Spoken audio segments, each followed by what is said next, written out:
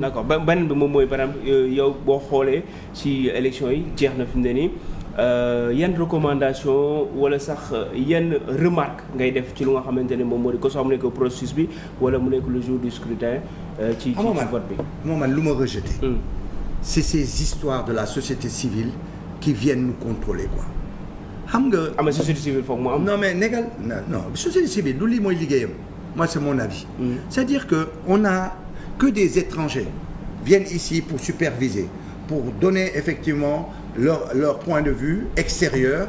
Ça je peux l'accepter parce que c'est un peu comme des arbitres. Des neutres. Ouais. Ils peuvent dire daa jàll na si yoon jàll mais tu prends des Sénégalais avec leur structure ONG machin patati patala tout ça financé par l'Europe da ñëw ne ñuy jàngal dañuy vérifier suñu vote ils ont d'énormes moyens ñëw di lu nekk ay hôtel yu cossu di envoyer ay délégations dans des 4x4 et tout ça def ay bureaux témoins di ñu rey fii di ñu jaay ay statistiques gis nga loolu faut que ça cesse c'est des gens qui se font de l'argent xam naa ils vont me massacrer quand je parle comme ça mais ils se font de l'argent.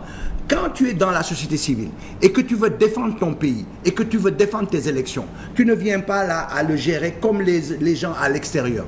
Tu es à l'intérieur du processus. Être à l'intérieur du processus, c'est travailler pour que les gens aillent prendre leur carte. C'est travailler à ce qu'ils puissent voter. C'est travailler à ce que ce gouvernement-là puisse mettre en... C'est liggéey pour que le gouvernement puisse mettre en place ay conditions yu nga wax plein air et tout ça, etc.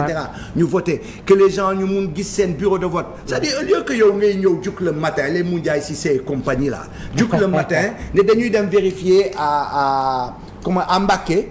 À Mbacké, tu as plus de 600 bureaux de vote. Bureau de vote bu nekk 600 personnes qui votent. 600 entre 550 et 600 tu as 600 bureaux de vote au lieu nga nekk fii nga da ngay del benn bureau témoin pour compter demal dimbali nit ñi ñu trouver seen bureau de vote.